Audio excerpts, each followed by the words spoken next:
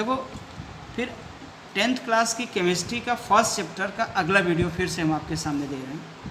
देखो यहाँ पे एक एक्टिविटी लिखी हुई है 1.3 लिखा है take a few zinc granules in a conical flask. देखो ये फ्लास्क दिख रहा है, कोनिकल फ्लास्क कराता है, ठीक है ना। और या तो टेस्ट ट्यूब में ले सकते हैं या कोनिकल फ्लास्क में ले सकते हैं। ऐड डाइल्यूट हाइड्रोक्लोरिक एसिड और सल्फ्यूरिक एसिड, इसमें हाइड्रोक्लोरिक एसिड या सल्फ्यूरिक ऐड मतलब डाइल्यूट का मतलब होता है कि कम रिएक्टिव और कॉन्सेंट्रेट का मतलब होता है ज़्यादा रिएक्टिव। ज़्यादा रिएक्टिव करने में कभी कभी नुकसान होता है, ठीक है ना। नुकसान का मतलब कि बबल्स निकलते हैं जो हमारे लिए हार्मफुल हो सकते हैं, हमें हार्ट पहुंचा सकते हैं, हमारे बॉडी पर चोट पहुंचा सकते हैं। इसलिए जनरली हम डाइल्यूट लेते हैं। डाइल्यूट का मतलब उसमें पानी पहले से मिला हुआ है, थोड़ा कम रिएक्टिव होता है। फिर कासन है कि handle the acid with care, वही देखो बताया है कि जब एसिड डालो तो उसमें केयर रखो, बड़ी सावधानी के साथ लाओ। डू यू ऑब्जर्व एंड आप कहता है क्या आप इसमें पाते हो। तो ये कह रहे देखो यहाँ पे एक महत्वपूर्ण चीज़ है, कैसे रखा है। ये कोनिकल फ्लास्क है, जिंक के टुकड़े पहले से लिए हैं, इसमें हम बारीकी तरीके से दीवार के सहारे, ठीक है ना, हम थोड़ा सा एसिड मिलाते हैं, फिर इसको क्या करते हैं, रिंस करते हैं, हिलाते हैं, हिलाने के बाद फिर से मिलाते हैं। ऐसा करने पर क्या होता है, ये रिएक्शन होती है, अपने आप हाइड्रोजन गैस निकलती है जिसको बाहर निकालते हैं। देखो कैसे हाइड्रोजन गैस निकलती है भाई, इसमें देखो 3 चीज़ें होती हैं। आप देखो इक्वेशन से, या तो स्टेट चेंज हो जाती है, स्टेट में अवस्था 3 स्टेट होती है, सॉलिड, लिक्विड और गैस। दूसरी चीज़ चेंज इन कलर, उसका कलर भी चेंज हो सकता है। तीसरा है इवोल्यूशन ऑफ गैस, जिसमें हाइड्रोजन गैस निकल रही है, इवोल्यूशन का मतलब कि निकलना।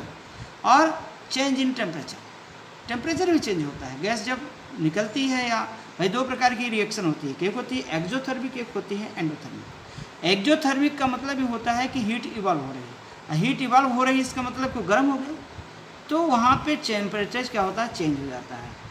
अब इन कंडीशंस को आप देखो, जैसे जिंक के ग्रेन्यूल, जिंक का सिंबल क्या होता है, ऐसे हम वही एक वर्ड फॉर्म में लिखेंगे, दूसरा सिंबॉलिक फॉर्म में, तो हम डायरेक्ट सिंबॉलिक फॉर्म में लिख रहे हैं। जिंक का है ग्रेन्यूल, ये सॉलिड स्टेट में होंगे। अब देखो इसमें स्टेट भी लिखते हैं, स्टेट जनरली ये सॉलिड है तो एट द सबस्क्रिप्ट, सबस्क्रिप्ट मतलब इसके नीचे, एट द बेस ऑफ हम एस लिख देते हैं। सॉलिड को किससे रिप्रेजेंट करते हैं, एस से। अगर लिक्विड है तो स्टेट को हम रिप्रेजेंट करते हैं एल से, और अगर गैस है तो इसको रिप्रेजेंट करते हैं जी से, स्टेट भी लिखा जाता है इसके साथ साथ। फिर अगर ये एक्वस है, पानी में घुला हुआ है, AQUOUS, तो शॉर्ट फॉर्म में AQ से लिखते हैं।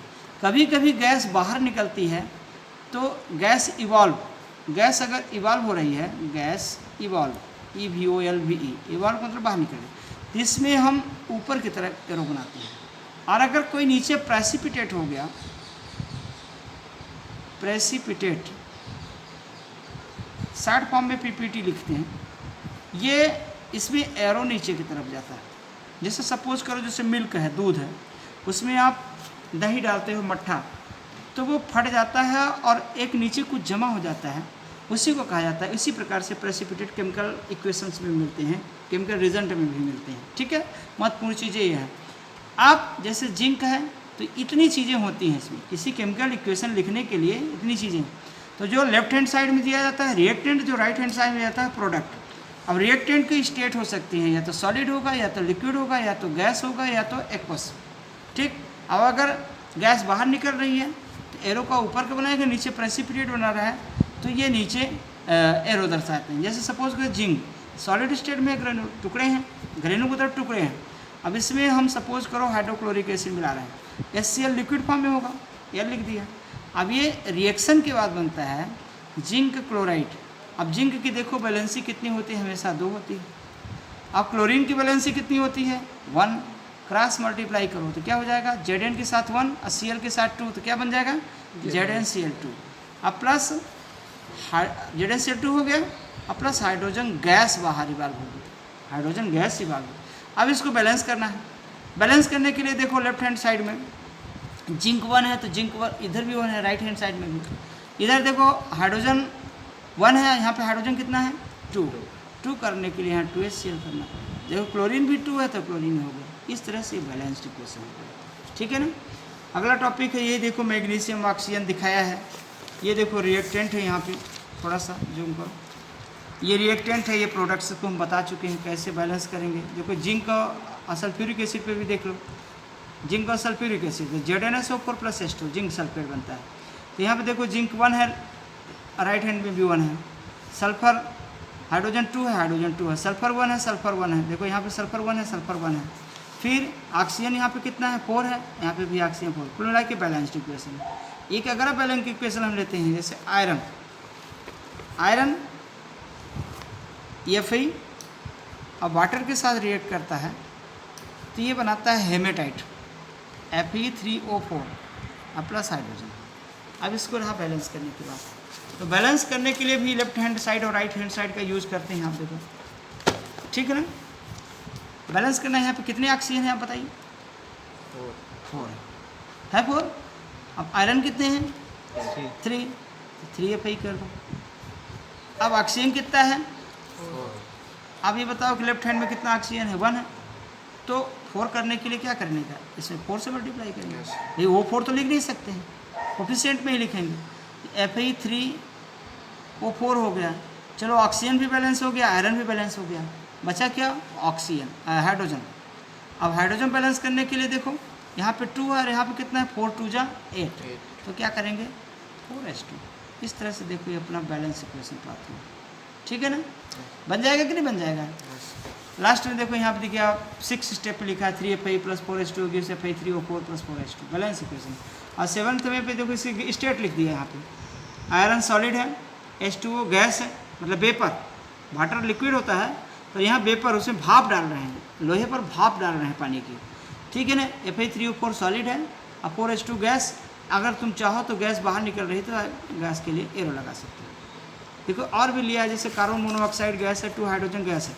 अब इसमें टेम्परेचर और प्रेशर लिखा जाता है, और भी होता है, एरो के ऊपर टेम्परेचर भी लिखा जाता है और प्रेशर लिखना है तो देखो 340 ATM एटमॉस्फेरिक प्रेशर होता है, ATM से दर्शाते हैं।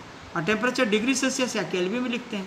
कुछ और चीज़ें जैसे 6CO, जैसे हम ग्लूकोज का फॉर्मेशन करते हैं, 6CO2 एक्वस + 12H2O लिक्विड, ये सनलाइट और क्लोरोफिल के प्रेजेंस में होता है। पत्तियों में क्लोरोफिल पाया जाता है ग्रीन प्लांट में, और सनलाइट मिलती है, तब जाके C6H12O6 एक्वस ग्लूकोज बनाएगा, 6O2 और H2O लिक्विड स्टेट में बाहर निकल जाता है।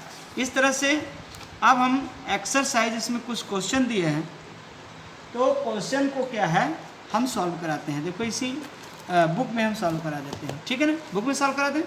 लिखा है वी शुड ए मैग्नीशियम रिवर, हमारे पास एक मैग्नीशियम का रिवर है, be cleaned before burning in air, उसको हम जलाने के पहले क्लीन सफाई क्यों करते हैं, क्योंकि देखो मैग्नीशियम रिवर ऐसा ज़्यादा रिएक्टिव होता है, तत्काल ऑक्सीजन के साथ रिएक्ट करके और ऑक्साइड की लेयर बना देता है। क्या बना देता है, ऑक्सीड, अभी पढ़े मैग्नीशियम ऑक्साइड बनता है, तो ऑक्साइड की लेयर क्या होती है, चारों तरफ चढ़ी रहती है, तो मैग्नीशियम को जलने नहीं देती, इसलिए उसमें रब करते हैं, क्लीन करते हैं, सफाई कर देते हैं, तो ऑक्साइड की लेयर हट जाती है और उसको जलाते हैं तो आसानी से जल जाता है। अब यहाँ पे देखो राइट द बैलेंस इक्वेशन, जैसे H हाइड्रोजन क्लोरीन का हाइड्रोजन क्लोराइड बन जाएगा। हाइड्रोजन को क्या होता है H2 से दर्शाते हैं, क्लोरीन को Cl2 से दर्शाते हैं, इसमें गैस लिख दो, इधर भी गैस लिख दो क्योंकि स्टेट लिखा जाता है, और 2HCl ये भी गैसेस फॉर्म में निकलेगा। जैसे बेरियम क्लोराइड है BaCl2, बैलेंस करके इक्वेशन बैलेंसी चार्ट से, ठीक है ना, अब प्लस Al2SO4 का होल थ्राइस, चूँकि एल्युमिनियम की बैलेंसी 3 होती है तो सल्फेट के साथ हो जाएगा, सल्फेट की 2 होती है तो एल्युमिनियम के साथ चला जाएगा।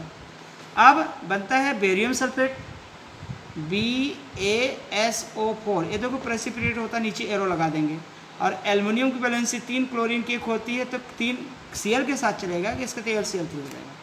जैसे सोडियम मेटल है, और वाटर के साथ रिएक्शन कराएंगे तो ये देखो हो जाएगा NaOH। बैलेंस करने के लिए देखो यहाँ पे, और हाइड्रोजन गैस बाहर निकल रही है, हाइड्रोजन गैस क्या हो रही है, बाहर निकल रही है, तो अगर हम यहाँ पे 2Na प्लस 2H2O कर दिए तो 2NaOH प्लस H2 बाहर हो गया, बैलेंस है अपने आप में। इसको भी देखो सोल्यूशन बेरियम क्लोराइड का है एंड सोडियम सल्फेट, यहाँ पे देखना, अब इसको हम कॉपी में बता देते हैं।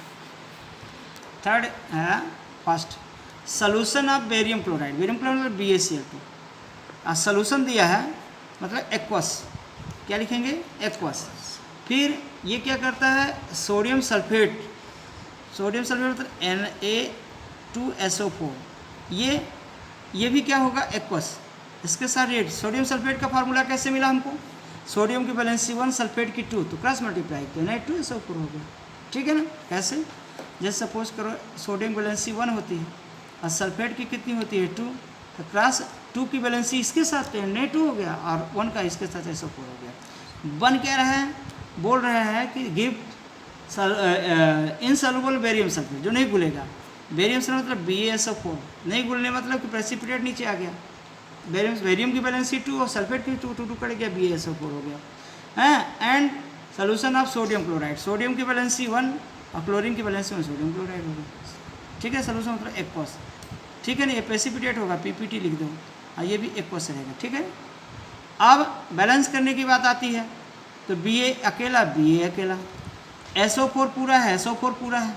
ठीक है, Na2 बचा है और क्लोरीन 2 है, तो 2 NaCl कर दो, तो 2 क्लोरीन 2 सोडियम हो गया। बैलेंस हो गया कि नहीं बैलेंस हो गया। सेकंड क्वेश्चन इसका देखो, sodium hydroxide solution water, sodium hydroxide मतलब NaOH, ये रिएक्ट करता है हाइड्रोक्लोरिक एसिड के साथ, HCl के साथ, तो बनाता है क्या, NaCl प्लस वाटर। ठीक है, एक क्वेश्चन।